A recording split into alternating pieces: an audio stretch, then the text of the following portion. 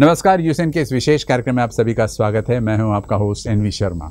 अभी हाल ही में यानी कि पिछले मंथ में हमने कैंसर मंथ ऑब्जर्व किया था और इसमें खासकर कुछ टाइप्स ऑफ कैंसर की भी चर्चा हुई थी। आज इसी सिलसिले को आगे कंटिन्यू करते हुए हमने फिर आज दो महानुभावों को इनवाइट किया है। आप है राष्ट्र संत तुकडोजी महाराज के हॉस्पिटल के डायरेक्टर श्री करतार सिंह और श्री बी के शर्मा, जो कि वहाँ पर एक ऑनररी कंसल्टेंट के तौर पर कार्यरत है। बहुत सारी बातें करेंगे, लेकिन इससे पहले मैं इन दोनों का स्वागत करते हुए उनको पूछना चाहता हूं कि सर, ये कैंसर को लेकर जो भ्रम है या कैंसर को लेकर जो एक कैजुअल एटीट्यूड है, इसके लिए कौन जिम्मेदार और इसके लिए क्या किया जा सकता है?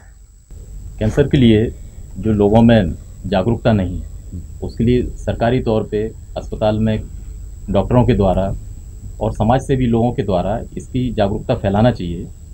इसकी जो घातकता है लोगों को हम बताएंगे तो वो अस्पताल तक है ना इस बीमारी के साथ जांच के लिए, इलाज के लिए ज़रूर आएंगे। जी सर, आपसे पूछना चाहूँगा कि जैसे कैंसर के जो रेशियोज़ है, ब्रेस्ट कैंसर लीडिंग कर रहा है, फिर लंग कैंसर है, फिर इसोफेगस है, बाकी लिम्फोसर्कोमा है, इस किस्म के अलग अलग किस्म के कैंसर्स है, तो इनका रेशियो वर्ल्ड वाइड किस किस्म से आप देखते हो और इसको क्या आप आंकते हो? इसको देखिए, ऐसा है कि जो वर्ल्ड वाइज अगर हम उसके रेशियो देखा जाए तो हम लोग उसका रेशियो ऐसा निकालते हैं कि 1 लाख पॉपुलेशन में कितने कैंसर के मरीज पाए हैं। तो अगर वर्ल्ड का अभी जो लेटेस्ट जो रेशो है उसके अंदर में जो है 217 मरीज 1 लाख पॉपुलेशन में पाए जाते हैं। लेकिन और उसको अगर हम खंडन करें तो उसमें हमें ये पता लगता है कि सबसे ज़्यादा कैंसर 1 लाख पॉपुलेशन में ऑस्ट्रेलिया में होते हैं और उसका आंकड़ा आया है 416। ये क्यों हुआ कि वहाँ के लोगों को सन एक्सपोजर का बहुत वो रहता है और उससे सन, आपको जानते हैं कि सन रेज से जो रेडिएशन होता है वो उनको स्किन को ख़राब करता है, इसलिए वहाँ स्किन का कैंसर बहुत ज़्यादा होता है। और बाकी कैंसर्स की बात करें, अगर हम ब्रेस्ट कैंसर या लंग कैंसर, तो उसके बारे में आपकी क्या राय बनती है? मेरा कहना ऐसा है कि देखिए, हम लोग जो मेल और फीमेल में जब कैटेगरी वाइज करते हैं तो हम लोग ये पता लगाते हैं कि कौन सा कैंसर कॉमन मेल में है और कौन सा कैंसर कॉमन फीमेल में है।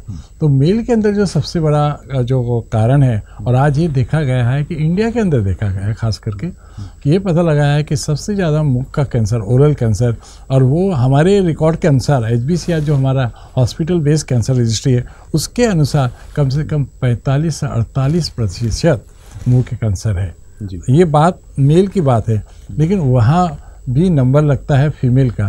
फीमेल में अगर ओरल कैंसर, जी हाँ, ओरल कैंसर का, और वहाँ भी जो फीमेल में जो रेशो पाया गया है, क्योंकि कुछ गाँव के अंदर में जो हमारे यहाँ महिलाएं होती है वो खास करके बीड़ी का सेवन करती है, तम्बाकू का सेवन करती है, तम्बाकू चबाती है, यानी जिसको कि हम लोग स्मोकलेस टोबैको कहते हैं। तो ऐसा उनका भी रेशो पाया गया कि वो भी कम नहीं है, वो कम से कम 22 से 23% है। तो इस तरह से महिलाओं में जो कैंसर खास कॉमन होता है वो होता है ब्रेस्ट कैंसर और सर्विक्स का कैंसर, लेकिन मुंह का भी कैंसर उसमें होता है। इसलिए ऐसे ये 5 टॉप मोस्ट कैंसर हमने पाया हमारे रजिस्ट्री के अनुसार है, जिसमें मुंह का कैंसर, लंग कैंसर, आपका महिलाओं में ब्रेस्ट कैंसर, सर्विक्स कैंसर, और यहाँ देखा जाए तो फूड पाइप का कैंसर दोनों में कॉमन है, जिसे हम अन्न नलिका कहते हैं, यानी उसको इंग्लिश में इसोफेगस कहा जाता है। और उसके अलावा बाकी के जो कैंसर है तो धीरे धीरे उनका प्रमाण कम होता है, लेकिन ये खास करके ये टॉप मोस्ट कैंसर है। रेक्टल कैंसर की बात करें तो वो भी आजकल मेरे ख्याल से बड़े पैमाने पर देखने को मिल रहा है परसेंटेज। जो रेक्टल का कैंसर है, जो GIT गैस्ट्रोइंटेस्टाइनल ट्रैक्ट का जो आखिरी हिस्सा है रेक्टम, उसके कैंसर भी यदि हम पश्चिम में देखें तो वहाँ ज़्यादा कॉमन है। पश्चिम में वर्ल्ड का जो कैंसर डेटा है उसमें पहले नंबर पे कैंसर ब्रेस्ट है, दूसरे नंबर पर कैंसर जो फेफड़े का होता है कैंसर लंग है, तीसरे नंबर पे कोलोरेक्टल का आता है। तो कोलोरेक्टल में जो खान पान की आदतें हैं, जैसे रेशे की कमी होना फूड में, फाइबरलेस जो डाइट रहती है उनकी, वो एक कारण है। तो दूसरे और जो केमिकल वाले जो नाइट्रेट्स वाले फिश, जो हाफ फ्राइड फिशेज रहती हैं, वो सब चीज़ें हैं, तो इससे GIT के कैंसर बहुत ज़्यादा होते हैं। तो ये तीसरे चौथे नंबर पे कोलोरेक्टल वहाँ आता है। यदि हम इसको हिंदुस्तान में देखें तो भारत में कोलोरेक्टल कैंसर जो है वो 5वें या 6ठे नंबर पे आता है। भारत में जो मोस्ट कॉमन है वो ओरल कैविटी का कैंसर है, मुंह का कैंसर है, जिसकी मात्रा लगभग 35 से 40% है। यदि हम वैश्विक आंकड़ा देखें तो 29% टोटल अगर हम देखें तो 29% सीए ब्रेस्ट एक नंबर पे है और दूसरे नंबर पे सीए लंग है, लगभग 12 से 17%। तो इस तरह का ये आंकड़ा है। सर एक बड़ा बेसिक क्वेश्चन पूछूंगा आपको। बेसिक आपके लिए शायद बहुत ही सिंपल क्वेश्चन होगा, लेकिन हमारे दर्शक जो है रूरल एरियाज में फैले, स्टूडेंट कम्युनिटी के भी है, हर टाइप के वर्ग के लोग हैं यहाँ पर, तो उनको समझ में आए ऐसे सिंपल भाषा में व्हाट इज़ कैंसर। कैंसर यदि हम सामान्य भाषा में देखें या सामान्य रूप में इसको देखें तो शरीर के किसी भी हिस्से में कोई यदि गांठ है, उसमें ना इरेगुलर ग्रोथ हो रही है। नॉर्मली जैसे कोई बच्चा है तो पूरा सिमेट्रिकली वो बढ़ता है, एक बार वो बढ़ गया तो किसी भी सिमेट्रिकल कोई ग्रोथ है, गठान है, स्वेलिंग है, ऐसा कोई घाव है जो भर नहीं रहा है, ऐसी कोई कंप्लेंट है जैसे कोई खून का आना जो नॉर्मल नहीं होता है, ठीक है, मुंह से नाक के द्वारा खून आ रहा है या महावारी के समय एक्स्ट्रा खून जा रहा है, तो ऐसे लक्षण भी कैंसर की ओर इशारा करते हैं जी। तो कोई भी एबनॉर्मल साइन सिम्टम जो नॉर्मली हम रोज़मर्रा की ज़िंदगी में नहीं देखते हैं और वो थोड़े लंबे समय तक 2 हफ्ते तक अगर चल रहा है, इवन जो खांसी है 2 हफ्ते से ज़्यादा चल रही है, तो जरूरी नहीं कि टीबी हो, टीबी मोस्ट कॉमन है, मगर कैंसर भी हो सकता है, फेफड़े का कैंसर भी हो सकता है। अच्छा, कैंसर आमतौर पर देखा गया है सर, जब भी हम कैंसर की बात करते हैं, और सर ने कहा एबनॉर्मल ग्रोथ ऑफ सेल्स कहा आपने, तो ये कैंसर 2 टाइप्स के हो सकते हैं, यानी सेल्स 2 टाइप के हो सकते हैं, एक मैलिग्नेंट और एक बेनाइन।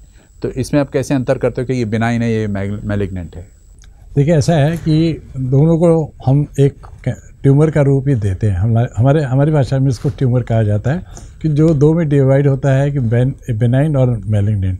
बेनाइन को हम दूसरा नाम भी देते हैं नॉन मैलिग्नेंट, मतलब जो कैंसर नहीं है। हालांकि उसका जो आकार होता है, दोनों में जो गठान आती है, लेकिन जो बेनाइन ट्यूमर रहता है उसमें उसकी जो पेरिफेरल बॉर्डर रहती है उसकी, यानी यूँ कह जाए कि आउटर बॉर्डर, वो बिल्कुल सेम, यानी उसमें कोई भी चेंज नहीं होता है। लेकिन जो मैलिग्नेंट अल्सर या मैलिग्नेंट ट्यूमर रहता है वो इरेगुलर उसका पेरिफेरल बॉर्डर रहता है, और दूसरा ऐसा टच करो तो उसमें से ब्लीडिंग वगैरह शुरू होती है, जबकि बेनाइन के अंदर में कोई ब्लीडिंग वगैरह नहीं होती है। और बेनाइन ये पेनलेस ट्यूमर होता है, इसमें कोई मतलब पेशेंट को दर्द नहीं होता। लेकिन जो मैलिग्नेंट जो रहता है कैंसर रहता है, उसमें पेशेंट को काफ़ी पेन भी होता है। क्या कॉजेज़ क्या है सर? हेरिडिटी है या फिर बाद में किसी और लाइफस्टाइल चेंजेस के कारण ये कैसे होता, कैसे कैंसर? यदि हम भारत के आंकड़े देखें तो इसके होने के कारण में तंबाकू या तंबाकू जन्य दूसरे जो तरीके हैं जो हम लोग यूज़ करते हैं, बीड़ी, सिगरेट, खर्रा, तो ये एक मोस्ट रिस्क फैक्टर है, मोस्ट कॉमन रिस्क फैक्टर, ठीक है ना। यदि हम लाइफस्टाइल में जाएं तो लाइफस्टाइल में जो चेंज हुआ उसके द्वारा होने वाला जो पहला कैंसर है वो सीए ब्रेस्ट है महिलाओं में, और दूसरा जो लाइफस्टाइल की वजह से है उसमें कोलोरेक्टल कैंसर भी आता है। तो लाइफस्टाइल के कारण ये कैंसर होने के चांसेस, यदि हम लाइफस्टाइल देखें तो जो हमारा गैस्ट्रोइंटेस्टाइनल ट्रैक्ट है, जो अन्न नलिका है, उसमें सामान्य रूप से जो रोटी दाल चावल वाला खाना होना चाहिए जिसमें फाइबर डाइट होता है, केमिकल नहीं होता है, पेस्टिसाइड नहीं होता है। यदि फाइबर कम होगा, केमिकल ज़्यादा होगा, पेस्टिसाइड ज़्यादा होगी, तो मुंह से लेके रेक्टम तक पूरा जो जीआई ट्रैक्ट है कई तरह के कैंसर इससे हो सकते हैं। कुछ जगहों पे जैसे जापान में वो लोग है ना हाफ फ्राइड फिश खाते हैं, जैसे हाफ फ्राइड एग खाते हैं लोग, तो हाफ फ्राइड फिश जो रहती है उसमें नाइट्रेट की मात्रा ज़्यादा होती है, जिससे ईसोफेगस और स्टमक का कैंसर होता है, अन्न नलिका का cancer. Sir types of cancer की बात करें तो कितने टाइप्स ऑफ कैंसर सर ने बता दिया कि कैसे होता है, लेकिन कॉजेस भी बताएं सर, क्या सिम्टम्स होते हैं सर कि पता चले कि इसको कैंसर हो रहा है? क्योंकि सुना है कि ये एक साइलेंट किलर है, बहुत देर तक पता ही नहीं चलता, कौन से स्टेजेस पर पता चलता है? देखिए ऐसा है कि कुछ ऐसे कैंसर होते हैं जो तो एकदम से पता लग जाते हैं कि जो उसमें से गठान शुरू हो जाती है। जैसे कि मैं आपको बताऊं कि मुंह का कैंसर ये बहुत ख़तरनाक है, लेकिन ये तो टाइम लेता है। वहाँ पर एक छाला बनता है, और क्योंकि हमारे इंडिया के अंदर का हो जाए, हमारे विदर्भ के अंदर में ये बहुत मात्रा में लोग तम्बाकू का सेवन करते हैं। छाला होता है, उसमें मरीज़ कुछ केयर नहीं करता है। वो छाला जैसे जैसे धीरे बढ़ता है और जैसे उनकी आदतें होती है कि सिगरेट पीना, तम्बाकू खाना, तो वो जो छाला है बाद में धीरे धीरे और बढ़ते जाता है। इसका मतलब ये नहीं कि इमीडिएटली उसको कैंसर हो गया, उसकी स्टेजेस भी होती है। सबसे पहले तो ऐसा एक जिसको हम लोग प्री मैलिग्नेंट स्टेज बोलते हैं, उसमें ये होता है कि 2 तरह की प्री मैलिग्नेंट स्टेज होती है। एक तो उसमें पैच ऐसा आने शुरू होते हैं जिसको हम लोग ल्यूकोप्लेकिया बोलते हैं, और एक होता है उसका मुंह बंद होना, जिसको हम सबम्यूकस फाइब्रोसिस बोलते हैं। अल्सर दोनों में होता है, लेकिन एक अल्सर जो सबम्यूकस फाइब्रोसिस होता है वो पेनफुल बहुत ज़्यादा होता है, क्योंकि एक तो पेशेंट को मुंह खोलने में कठिनाई शुरू हो जाती है, और दूसरा जो ल्यूकोप लेके आता है लॉन्ग स्टैंडिंग, मतलब काफ़ी देर तक अगर वही मरीज सेवन करते रहे तम्बाकू का और सिगरेट का, तो ये समझिए धीरे धीरे वो बहुत बड़ा अल्सर बन जाता है। और जैसा मैंने पहले ही बताया कि उस अल्सर में सबसे इम्पॉर्टेंट जो सिम्टम्स है उसके वहाँ से खून निकलना, यानी ब्लड निकलते जाता है, और वो कई बार कोशिश भी करता है कि वो ब्लड को कैसा भी और वो अल्सर को कैसे भी घसे, लेकिन धीरे धीरे और वो बड़ा होता जाता है। और क्योंकि विदेशों में ऐसा होता है कि अगर आपको एक छाला हुआ तो वो अपने फैमिली डॉक्टर को दिखा के उसका इलाज कर लेते हैं, लेकिन इंडिया के अंदर में हम उसको पूरा केयर नहीं करते। आपने पहले क्वेश्चन ही पूछा था कि हम कैसे इसकी कैंसर की रोकथाम करें, इसलिए अवेयरनेस बहुत ज़रूरी होता है। और जब वो पेशेंट हमारे पास में आता है तो एक ऐसी स्टेज होती है, पहली स्टेज जिसमें छाला, दूसरी स्टेज जैसे और बड़ा छाला, तीसरी स्टेज यानी कि वो छाले के साथ साथ में गांठ आना, यानी जिसको कि लिम्फ नोड बोलते हैं, गांठ आना शुरू हो जाता है, ऐसे भी स्टेज पे मरी जाता है। और चौथी स्टेज तो पूरा गाल को फाड़ देती है और तब वो पहुँचता है। मतलब एक पैलेटिव स्टेज ही होता है। आखिरी स्टेज में हम सिर्फ पैलिएटिव ट्रीटमेंट कर सकते हैं। जैसे उसका दर्द है, उसकी ब्लीडिंग, उसको रोकने के लिए हम रेडिएशन दे सकते हैं, वो एक पैलिएशन ट्रीटमेंट ही बचता है आखिरी स्टेज में। जी सर, कुछ ऐसे स्टेजेस सर ने बताया 1 2 3 4 ऐसे स्टेजेस होता है, ये कहीं ऐसा डिस्टिंक्शन होता है कि ये फर्स्ट स्टेज से सेकंड स्टेज में गया, फिर ये थर्ड में डेंजरस जोन में है? तो मुंह का जो कैंसर है उसमें हम यदि हम TNM क्लासिफिकेशन देखें तो जो छाला 2 सेंटीमीटर या उससे कम होता है वो स्टेज 1 में रखते हैं। दूसरी स्टेज में 2 से 4 सेंटीमीटर के बीच उसकी साइज़ होना चाहिए, और तीसरे में 4 से ज़्यादा सेंटीमीटर का अगर वो है तो वो थर्ड स्टेज में है। यदि कोई T1 और T2 का ट्यूमर है और उसके साथ कोई लिम्फ नोड पॉजिटिव है तो वो T1 वाला भी स्टेज 3 हो सकता है। ट्यूमर है, उसके साथ साथ गले में गठान है, और इसके साथ साथ यदि वो आसपास के किसी ऑर्गन को इन्वॉल्व करता है या फिर हड्डी में जाता है या नीचे फेफड़े में जाता है तब वो स्टेज 4 कहलाता है। या फिर बाहर की तरफ आके वो स्किन को फोड़ देता है तो भी वो स्टेज 4 कहलाता है।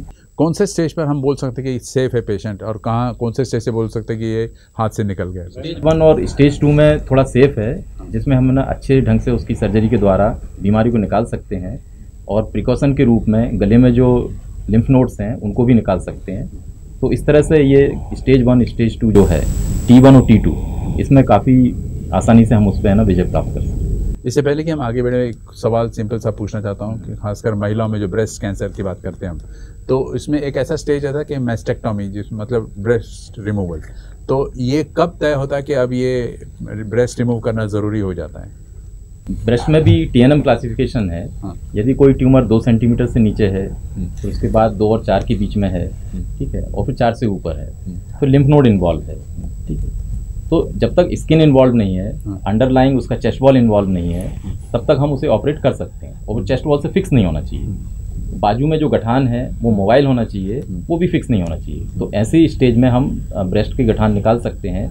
कई बार लिम्फ नोड इन्वॉल्व नहीं होते हैं एक्जिला में, सिर्फ एक छोटा ट्यूमर रहता है जो स्किन से भी इन्वॉल्व नहीं है और चेस्ट वॉल से भी इन्वॉल्व नहीं है। तो ऐसे ट्यूमर को हम सिर्फ ट्यूमर निकालते हैं, जिसको हम बोलते हैं ब्रेस्ट कंजर्वेटिव सर्जरी, BCS बोलते हैं, लंपेक्टोमी बोलते हैं। सिर्फ ट्यूमर को निकालना, पूरे ब्रेस्ट को नहीं निकालना।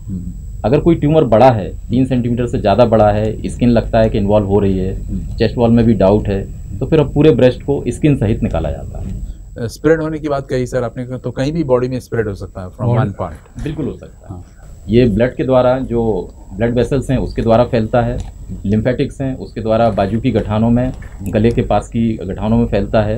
ये 2 तरीके से फैलता है। जी, आप कुछ ऐड करना चाहोगे? हाँ, ये जो डॉक्टर साहब ने बताया बिल्कुल सही है। इसके अलावा कभी कभी बोन में भी जाता है।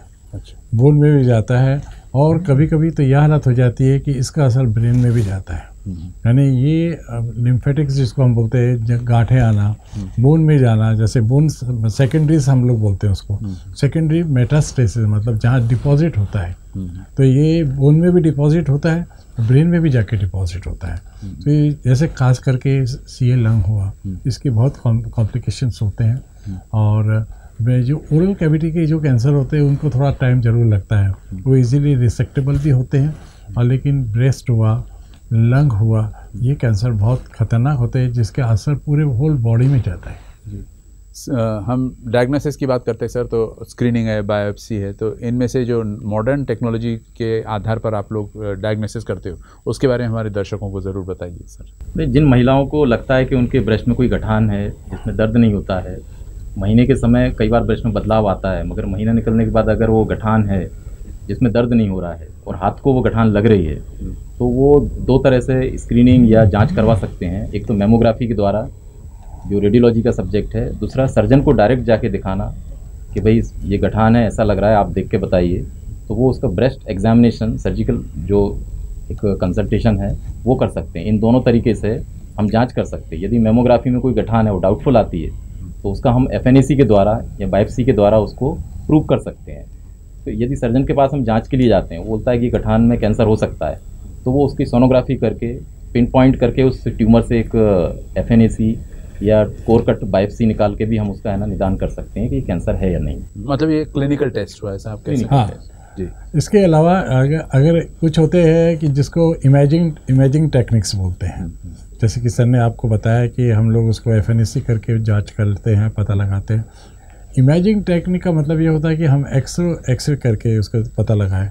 जो बड़े बड़े ट्यूमर रहते हैं उसके लिए तो बहुत एक अलग टाइप का एक्सरे होता है, लेकिन जैसे कि हम लोग स्टार्ट ही करें तो हम स्टार्ट करके हम लोग उसका CT स्कैन करते हैं। CT स्कैन के अलावा हमको ऐसा लगा कि ये ट्यूमर कहाँ तक डीप गया है और इसकी जो हम जांच पड़ताल करते हैं, स्टडी करें, तो इसलिए हम उसका MRI करते हैं।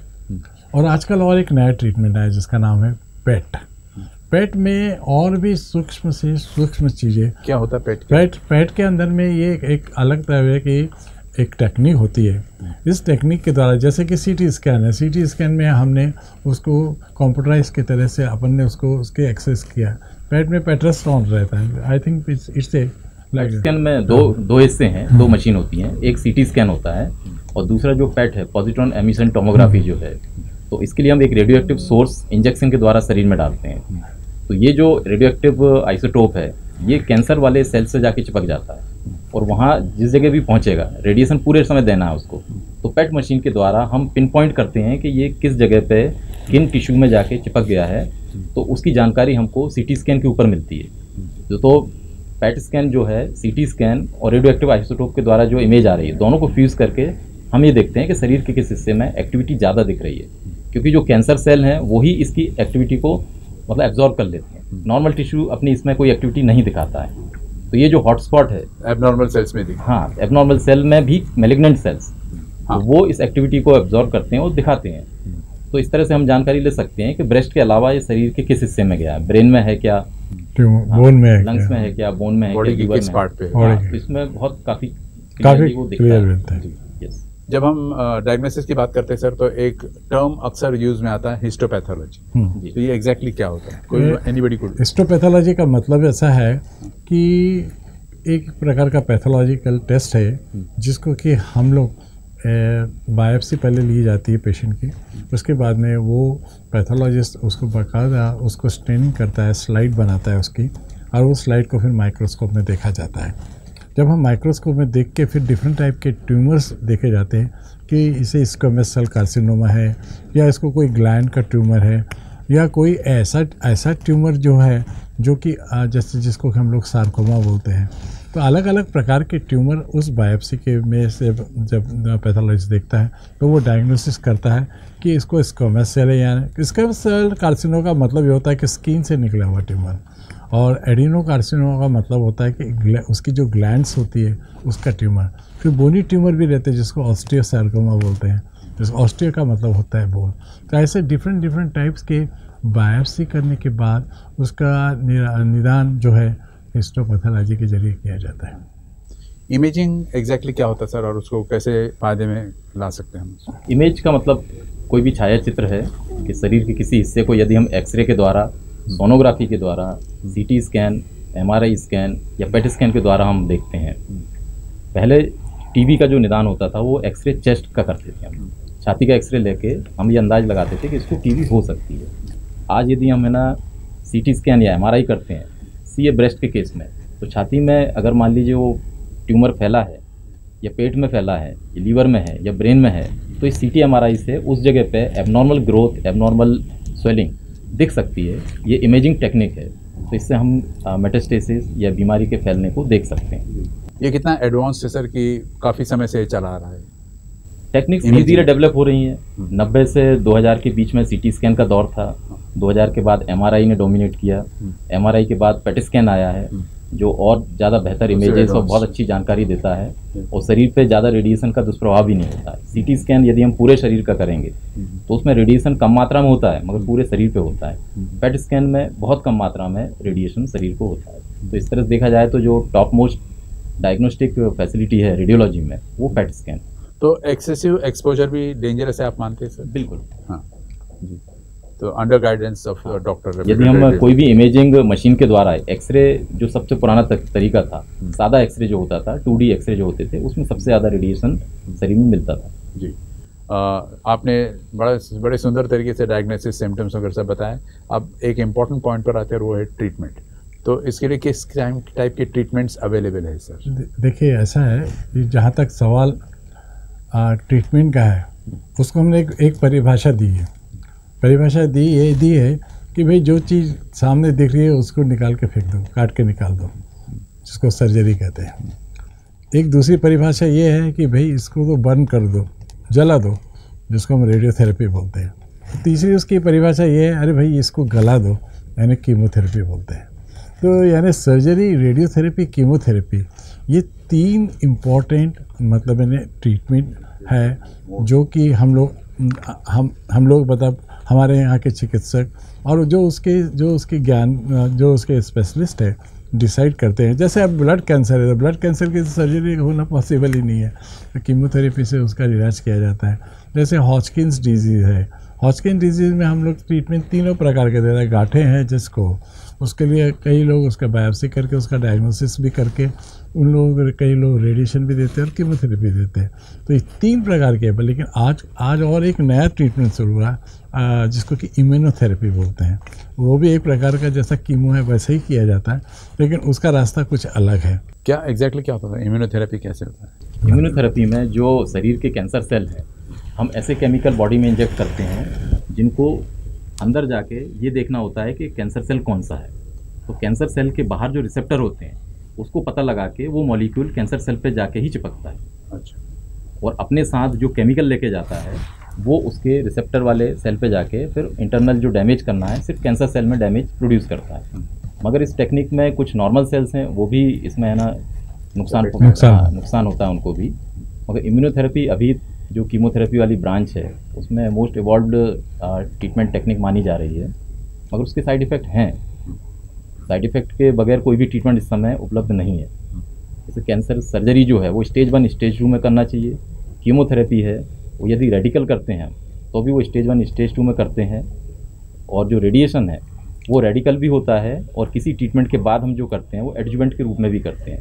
और किसी भी तरह का कैंसर यदि बहुत फैला हुआ है जिसमें ब्लीडिंग है या पेन हो रहा है तो उस स्थिति में रेडिएशन का अच्छा रोल है। तो रेडिएशन के द्वारा भी बहुत सारे कैंसर का अच्छा सफलतापूर्वक उपचार होता है। इम्यूनोथेरेपी से जुड़ी एक और बात आती है टारगेटेड थेरेपी। इसमें क्या फ़र्क है सर? वो टारगेट वही है एक तरह मतलब एक फोकस होता है एक पर्टिकुलर। वो जो मॉलिक्यूल है वो अपने टारगेट सेल को ढूंढ के उस स्पेशल रिसेप्टर वाली जगह पहुंच के उसको टारगेट करता है।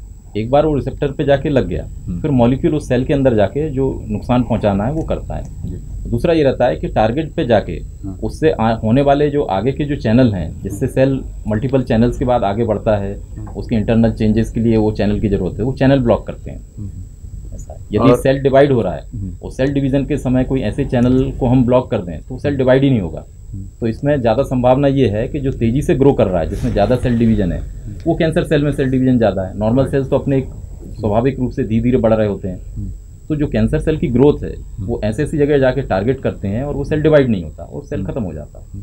जी सर, एक डाउट ये था कि जैसे किसी को हेरिडिटरी कैंसर हुआ है, हेरिडिटरी फैक्टर है वो उस कैंसर, ऐसे लोगों में अगर हार्मोनल थेरेपी यूज़ किया जाए तो क्या फ़ायदेमंद साबित होगा?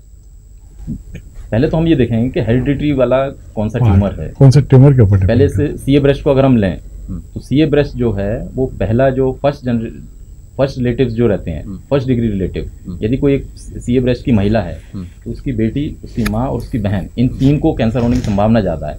इसका मतलब है कि कहीं ना कहीं जेनेटिक लिंक है। कोलोरेक्टल कैंसर जो है उसमें जेनेटिक लिंक है। कि जिन परिवारों में कोलोरेक्टल कैंसर हुआ है उनके आने वाली जनरेशन में वो कोलोरेक्टल कैंसर होने की संभावना है। तो हम इसको जेनेटिकली सर्च कर सकते हैं, जीनोम स्टडी के द्वारा मालूम कर सकते हैं, और आने वाले समय में वैसे उस फैमिली में कैंसर हो सकता है तो हम रेगुलर चेकअप, क्लोज सर्विलेंस में उन सब्जेक्ट को रख सकते हैं, जिससे कि आने वाले समय में वो सही समय पे अर्ली स्टेज में पकड़े जाएं और ट्रीटमेंट कर सकें। अभी एक और जैसे कि आप अभी बता रहे थे डॉक्टर साहब, ये भी इसके ऊपर भी एक बहुत रिसर्च चल रहा है कि जीन थेरेपी के बारे में। एग्जैक्टली होता क्या है लेकिन सर, हार्मोनल थेरेपी में क्या करते हैं? कुछ हार्मोन्स का प्ले होता है? हार्मोन थेरेपी के लिए 2 कैंसर हैं जो उदाहरण के रूप में अपन ले सकते हैं। एक कैंसर ब्रेस्ट है और दूसरा जो मेल में होता है सीए प्रोस्टेट है। ये दोनों ही हार्मोन डिपेंडेंट हैं। जो महिलाओं में होने वाला सीए ब्रेस्ट है वो ईस्ट्रोजन हार्मोन डिपेंडेंट है, और जो पुरुषों में होने वाला सीए प्रोस्टेट है वो टेस्टोस्टेरोन डिपेंडेंट ट्यूमर है। तो टेस्टोस्टेरोन जो बन रहा है वो टेस्टिस में बन रहा है, और जो ईस्ट्रोजन बन रहा है महिलाओं में वो ओवरी में बन रहा है। यदि हम इन दोनों ऑर्गन को निकालेंगे तो वो ट्यूमर बनना थोड़ा सा ग्रोथ कम हो जाएगी। हाँ, मगर ये दोनों ही चीज़ निकालना मुश्किल होता है। यदि निकाल देंगे तो उसके साइड इफेक्ट ज़्यादा होते हैं। तो इसमें क्या करते हैं हम, ईस्ट्रोजन को जो केमिकल रोक सकता है, ईस्ट्रोजन की मतलब जो रिलीज़ है वो रोक सकता है, तो वैसे हम टेमोक्सिफेन, लेट्रोजोल करके वो मॉलिक्यूल देते हैं। और जो सीए प्रोस्टेट वाले केस में टेस्टोस्टेरोन को कम करता है, एंटी एंड्रोजन थेरेपी जो है, तो वो ड्रग देते हैं। ल्यूप्रोलाइड डिपो करके है जो इंजेक्शन के द्वारा दिया जाता है। महिलाओं में जो हार्मोनल ट्रीटमेंट है वो टैबलेट के रूप में दिया जाता है, इस तरह से। जी, आपने मेल फीमेल की बात की। एक और प्रॉब्लम जो है, सुना है कि मेल पर्सन्स में भी ब्रेस्ट कैंसर होता है। हालांकि मेल में जो ब्रेस्ट है वो तो वेस्टिजियल हो जाते हैं, तो ये उसके बाद भी कैसे इफेक्ट करता है सर? मगर वो ब्रेस्ट जो टिश्यू है वो भले ही कितना भी छोटा हो, वो उस जगह रहता है। छाती पे जो चेस्ट वॉल है उसमें वो सेल्स रहते हैं। किन्हीं कारणों से यदि ईस्ट्रोजन का इफेक्ट ज़्यादा होता है तो वो उसमें एबनॉर्मल सेल डिवाइड करने लगते हैं। 100 में से 1% ये ब्रेस्ट मेल में होने की संभावना भी होती है। 1% ये मेल में मिलता है। आप दोनों ने शुरुआती तौर में बताया कि कुछ लाइफस्टाइल चेंजेस के कारण भी होता है, या फिर बाद में हेरिडिटी भी हो सकता है। तो रिस्क फैक्टर्स की बात अगर हम करेंगे तो कितने रिस्क फैक्टर्स को केयर करना ज़रूरी हो जाता है? जैसे कि अभी हमने बताया कि ये जो फैक्टर्स है, खास करके फैक्टर्स में बहुत ही इंपॉर्टेंट जो फैक्टर्स बताए डॉक्टर साहब ने भी आपको बताया कि इसमें टोबैको बहुत इंपॉर्टेंट फैक्टर है, क्योंकि 40% कैंसर अगर बॉडी के अंदर देखा गया है वो टोबैको की वजह से ही हुआ है। और 80% जो कैंसर के आंकड़े हैं हमारे रजिस्ट्री के अनुसार, उसमें ये देखा गया है कि मुंह का कैंसर होता है। तो सबसे पहले तो ये रोकथाम जो है वो हमारे टोबैको के ऊपर में। दूसरा एक अल्कोहल भी हाँ, वही बता रहा था मैं आपको। टोबैको जो 2 फॉर्म में लिया जाता है, एक फॉर्म इसका है स्मोकिंग और दूसरा फॉर्म है नॉन स्मोकिंग। जो स्मोकलेस और नॉन स्मोकिंग रहता है, जैसे कि लोग गुटखा खाते, तम्बाकू चबाते हैं, ये नॉन स्मोकिंग के हिसाब में माने जाते हैं। लेकिन स्मोकिंग भी एक अनदर फैक्टर है जिसकी वजह से न बल्कि मुंह का कैंसर बल्कि लंग का कैंसर की संभावना ज़्यादा रहती है। दूसरा अल्कोहल है। अल्कोहल भी एक फैक्टर है जिसकी वजह से कैंसर की उत्पत्ति होती है, जो आंकड़े बताते हैं। उसके बाद में पुअर हाइजीन मतलब मैंने न्यूट्रिशनल जिसको डाइट बोलते हैं, उसके वजह से। और अभी एक वायरस आया जिसका नाम है HPV ह्यूमन पेपिलोमा वायरस। ये वायरस खास करके अटैक करता है लेडीज़ के जो गर्भाशय यानी जिसको हम लोग सीए ओवरी बोलते हैं, इस पे ज़्यादा अटैक करता है। तो इसका भी आप पता लगाया जाता है और उसके इंजेक्शन भी दिए जाते हैं HPV वायरस के, आजकल दिए जा रहे हैं ताकि उसकी रोकथाम किए जाए। ये एक नया रिस्क है HPV। इसके बाद और है जो जेंडर फैक्टर है कि भी मेल और फीमेल में क्या डिफरेंसेस है। और मेल और फीमेल के डिफरेंस में ये पता लगा है कि male are more prone to develop cancer than female. So उसके 2:1 का रेशो है कि मेल के अंदर, क्योंकि मेल की जो लाइफ स्टाइल वो अलग होती है, फीमेल की लाइफ स्टाइल वो अलग होती है। This is the gender factor. Age factor, age में ये देखा जाए जो पीडियाट्रिक ट्यूमर्स होते हैं वो paediatric tumours are more common. खास करके जितने भी जो बच्चों में ब्लड कैंसर होता है उसके अलावा बोनी ट्यूमर्स होते हैं जिसको कि हम लोग इविंग सार्कोमा बोलते हैं, they are the common in paediatric region. उसके अलावा धीरे धीरे जैसे यंगर एज ग्रुप के अंदर में खास करके ये देखा गया है कि ओरल कैंसर जो कि सब म्यूकस फाइब्रोसिस, क्योंकि इंडिया के अंदर में बहुत सारे लोग इस तंबाकू का सेवन करते हैं। तो ये जेंडर फैक्टर हुआ। सेक्स का फैक्टर मैंने बताया आपको 2:1 का रेशो है। बाकी ये जितने भी फैक्टर्स हैं ये कॉमन फैक्टर्स है कैंसर के लिए। आप कुछ ऐड करना चाहोगे सर? नहीं, मैं इतना ही ऐड करना चाहूँगा कि लोग इस चीज़ के लिए जागरूक बने। शरीर में किसी तरह का बदलाव आ रहा है, कोई गठान है, कोई घाव है, तो अपने नज़दीक के अस्पताल में अपने डॉक्टर को, फैमिली डॉक्टर को दिखाएं, वो इम्पॉर्टेंट है। और दूसरा जो रिस्क फैक्टर है तंबाकू के रूप में, स्मोकिंग के रूप में या अल्कोहल के रूप में, इसको है ना समय रहते इनको बंद किया जाए। इसका वैसे भी अगर कैंसर नहीं भी होता है तो सामाजिक दुष्प्रभाव भी इसके होते हैं, शारीरिक दुष्प्रभाव भी होते हैं। अल्कोहल से अगर कैंसर नहीं भी हो रहा है तो लीवर का जो डैमेज होता है, लीवर डैमेज होने से सिरोसिस ऑफ लीवर होती है, और सिरोसिस ऑफ लीवर एक तरह का रिस्क फैक्टर है कैंसर ऑफ लीवर होने के लिए। तो डायरेक्टली इनडायरेक्टली कहीं ना कहीं शरीर में नुकसान पहुंचाते हैं। सीए यूरिनरी ब्लैडर अगर देखा जाए शरीर में काफ़ी नीचे है, वहाँ तक भी तंबाकू के कुछ ऐसे कार्सिनोजन हैं जो सीए यूरिनरी ब्लैडर भी कॉज करते हैं। इस तरह जैसे डॉक्टर साहब ने और एक चीज़ बताई, ये जैसे इनडायरेक्ट वे में और भी कुछ कैंसर का एक रूप होता है। जैसे कि जो लोग तंबाकू का सेवन करते हैं, ये मतलब नहीं कि इमीडिएटली उनको कैंसर होता है, लेकिन इसमें दांत का बहुत इंपॉर्टेंट रोल है। दांतों के जो गम्स हैं, मसूड़े हैं, वो जो मसूड़े धीरे धीरे पिलपिले हो जाते हैं और उसमें एक अल्सर डेवलप होता है, और ये अल्सर बाद में इनडायरेक्ट वे में एक कैंसर के रूप में अफेक्ट करता है। सर, जैसे हम भीड़ में कहीं है या फिर कहीं कॉमन पब्लिक प्लेस में, वहाँ कोई सिगरेट फूंक रहा है, वो तो एक्टिव स्मोकर है, लेकिन हम जैसे लोग जो पीते नहीं तो वो पैसिव स्मोकर कहलाते हैं। बिल्कुल। तो इनको कितना रिस्क होता है सर अगर इस किस्म का एक स्मोकर आके उनके पास स्मोक करे? नई स्टडीज़ में पैसिव स्मोकर्स को भी सीए लंग होने की संभावना काफ़ी बढ़ गई है, क्योंकि जो कार्सिनोजन जो व्यक्ति डायरेक्ट स्मोकिंग कर रहा है वही बाहर निकली हुई हवा में, एक्सेल्ड एयर में, वो कार्सिनोजन जो कि 80 या उसके ज़्यादा, हाँ, वो रिलीज़ करता है। जो जितना ज़्यादा नज़दीक है उसको ज़्यादा होने की संभावना रहती है।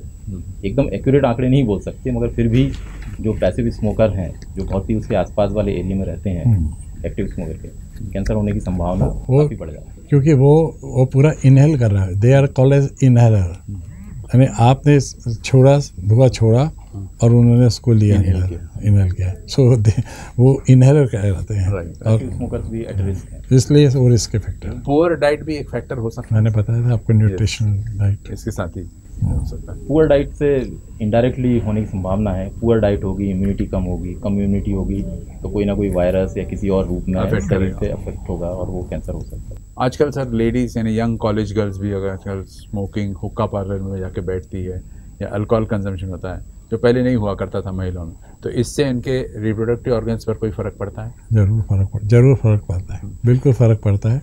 और ये आंकड़े अभी नए आंकड़े आए हैं, क्योंकि यंग एज में क्यों ऐसा ब्रेस्ट कैंसर की संभावना होती है, because of the hormonal changes इसके अंदर है। क्योंकि टोबैको मैंने जैसा कि बताया कि 40% जो बॉडी के अंदर जो कैंसर है वो बिकॉज ऑफ टोबैको, तो ये टोबैको वहाँ पर इफ़ेक्ट होता है। और जो उनकी जो मतलब मैंने जैसे कि डॉक्टर साहब बोल रहे थे, इम्यूनिटी, और दूसरा जो ब्रेस्ट के अंदर के जो हार्मोन्स होते हैं, हार्मोनल फैक्टर्स जिसको कहा जाता है, वो डिस्टर्ब होते हैं, और उसकी वजह से फिर ये भी देखा गया है कि 25 साल की महिला को भी ब्रेस्ट कैंसर होता है, जो पहले नहीं हुआ। हाँ, नहीं होता। अभी हमारे पास वो भी आंकड़े हैं। 40 या उसके ऊपर ही कॉमन तो 40 के ऊपर कैंसर ब्रेस्ट होने की संभावना रहती थी, मगर ये जो है अभी एज ग्रुप ये धीरे धीरे 35 और 30 तक आ गया है, जिसमें कॉमनली हो रहा है। आपने जागरूकता की बात की सर, तो आरएसटी कैंसर हॉस्पिटल कुछ वर्कशॉप्स या सेमिनार के माध्यम से अवेयरनेस क्रिएट कर रहा है? हम कई तरीके से पब्लिक में जाके ये मैसेज पहुंचाते हैं, जागरूकता का मैसेज पहुंचाते हैं।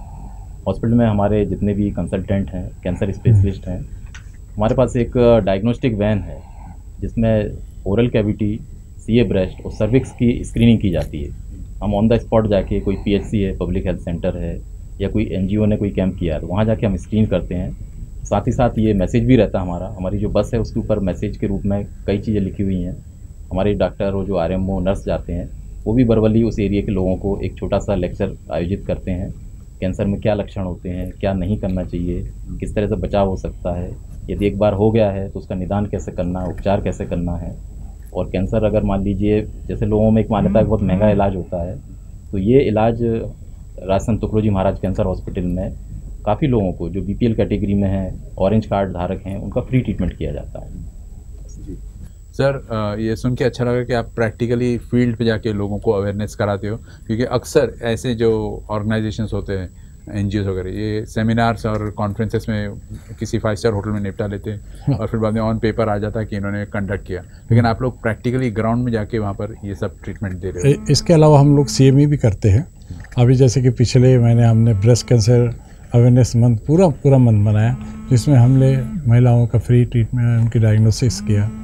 कई ऐसे ऑर्गेनाइजेशन थे जिनको हम लोगों ने बहुत ही मिनिमल कंसेशनल रेट में उनकी मैमोग्राफी भी की। उसके अलावा हमने CME अभी डॉक्टर्स के लिए अभी हमने कार्सिनोमा ऑफ ब्रेस्ट के ऊपर में हमने CME ली। उसके अलावा हम लोगों ने नॉन मेडिकोस के कई ऐसे प्रोग्राम्स किए हमारे अस्पताल में। तो जैसा आप कह रहे थे कि हमारे यहाँ जो वो नेशनल जो डेज़ होते हैं, इंटरनेशनल WHO के डे होते हैं, वो है नो टोबैको डे होता है 31 मई को। उसके अलावा भी हमारा और एक बहुत बड़ा डे आ रहा है, वर्ल्ड कैंसर डे, वो 4 फरवरी को आ रहा है। और हर साल हर महीने कोई ना कोई अवेयरनेस वीक चलती रहती है।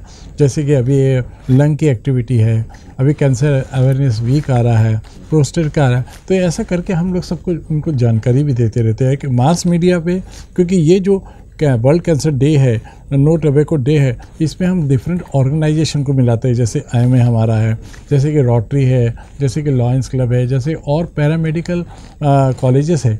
इन सब के हम लोग एक मास उन लोगों को मिला के उनका लेक्चर देते हैं, उनको अवेयरनेस करते हैं। वो खुद हमारे साथ खड़े होकर प्ले कार्ड लेके खड़े रहते हैं और जनता को हम लोग जागरूक करते हैं। एक और दूसरा तरीका जो पहला इन्होंने बताया बिल्कुल सही है। और दूसरा तरीका ये है कि हम लोग इस डे के को सेलिब्रेट करें कि ये वर्ल्ड कैंसर डे क्या है और what is world anti tobacco day, जो कि 31 मई को मनाया जाता है। कहते हैं कि जब प्यास लगी तब कुआं खोदने गए। इससे तो बेटर है कि एक पर्सन ने अपने आप को किस एज से चेकअप करने शुरू कर देना चाहिए, चाहे कोई भी कैंसर हो, ब्रेस्ट कैंसर हो, लंग कैंसर हो, रेक्टल कैंसर हो, कोई भी नहीं। जिन परिवारों में बच्चे लोग 12 से 15 साल के बीच में तंबाकू खाना चालू कर देते हैं, उनका तो जब से भी खाना चालू किया है, उनके माता पिता को चाहिए कि वो है ना ENT डॉक्टर को दिखाना चालू कर दें। जो महिलाएं हैं 20 साल के ऊपर हैं, ठीक है, 20 से 40 साल के बीच में, उनको मेमोग्राफी के लिए सलाह दी जाती है। तो मेमोग्राफी के द्वारा ब्रेस्ट कैंसर होने की संभावना की स्क्रीनिंग करवाएं। जो महिलाएं 40 और 60 के बीच में हैं, जिनको इरेगुलर पीरियड्स हैं या महीना बंद हो गया था वो दोबारा आने लगा है, वैसे पेशेंट जो हैं वो जाके गायनेकोलॉजिस्ट को दिखाएं, तो चेकअप करवाएं। पेप्समेयर टेस्ट होता है, फिर से वो प्यूबर्टी की तरह। हाँ, क्योंकि 45-50 के बाद कुछ महिलाओं में काफ़ी मात्रा में CA सर्विक्स होता है, गर्भाशय का जो कैंसर होता है, तो उसमें महीना बंद होने के बाद भी बीच में एक बार भी अगर ब्लड आता है तो ये बहुत संभावना है कि उनको CA यूट्रस या CA सर्विक्स है। तो ऐसे लोग भी समय रहते ये अपन शुरू कर दें जांच के लिए, जो भी संबंधित विभाग है वहाँ जाके चेकअप करवाएं तो बेहतर हो। आप दोनों का टॉक शो ऐसी मैसेजफुल था, लेकिन फिर भी एक इम्पॉर्टेंट मैसेज आप दोनों देना चाहोगे तो एक इससे हम स्टार्ट करें। आप क्या दोगे सर? जो भी हमारे मित्र भाई बहन जो ये प्रोग्राम देख रहे हैं, उनसे हमारी गुजारिश है कि यदि आपके परिवार में कोई बच्चा तंबाकू खाता है तो कृपया आप उसके लिए बोलिए कि बंद करें, और ENT डॉक्टर जो मुंह रोग विशेषज्ञ रहते हैं उनको दिखाइए। कोई माता बहनों को यदि ब्रेस्ट में ऐसा लगता है कि माहवारी के समय या उसके बाद भी कोई गठान है जो हाथ को लगती है, उसमें दर्द नहीं होता है, तो वो सर्जन को दिखा सकते हैं या मेमोग्राफी टेस्ट करवा सकते हैं। ऐसी माताएं बहनें जो 40 या 45 के ऊपर की हैं, जिनका महीना बंद हो गया, फिर अचानक एक आध दिन देखते हैं कि ब्लड आ रहा है, वो भी गायनेकोलॉजिस्ट को दिखा के अपनी जांच करवा सकते हैं। हो सकता है उनको गर्भाशय का कैंसर हो। जो मुख्य रूप से जो मैं बात कहना चाहूँगा वो ये है अवेयरनेस, जागरूकता। कुछ भी एबनॉर्मल, कुछ भी अलग हटके अगर हो रहा है शरीर में, तो उस शरीर के अंग से संबंधित डॉक्टर स्पेशलिस्ट हैं आज हमारे पास, तो उनको दिखाएं, जांच करवाएं, निदान करवाएं। आप क्या दोगे? डॉक्टर साहब ने बिल्कुल सही कहा है और बहुत ही सही मार्गदर्शन किया है। बस मेरा इसमें सिर्फ इसके साथ एक ही कहना और है, साथ में जोड़ा जा सकता है कि मैं एक आम जनता को आपके माध्यम से, UCN के माध्यम से ये कहना चाहता हूँ कि कैंसर को जिस तरह से वो लोग ले रहे हैं आज कि इस कैंसर हो गया या ना हम मर गए, ऐसा नहीं है। नंबर 2, कैंसर है तो हमारा सब घर बार सब बिक जाएगा, ऐसा नहीं है। आज हमारे अस्पताल के अंदर में हमारे पास इतनी स्कीम्स है जिसमें कैंसर का इलाज, जैसे कि डॉक्टर साहब ने भी बताया, कि मुफ्त में होता है। तो एक गरीब एक व्यक्ति को अगर कैंसर है तो घबराइए मत, आइए, हम उनका स्वागत करते हैं और उनके लिए वो इलाज है हमारे पास में जिनको उनको एक भी पैसे की खर्चा नहीं हो सकता, क्योंकि सरकार ने वो सारे प्रबंध किए हैं। इसलिए मेरा यही कहना है कि आपके घर में, परिवार में किसी को भी यदि कैंसर डायग्नोस हुआ है तो हमारे पास आके उसका इलाज ज़रूर करवाइए। हम कोशिश ये करेंगे कि उनके लिए हम पूरी मदद करेंगे, क्योंकि तुगड़ो जी महाराज का कहना है कि सबके लिए खुला है मंदिर हमारा। Thank you very much sir, it was a pleasure talking to both. धन्यवाद।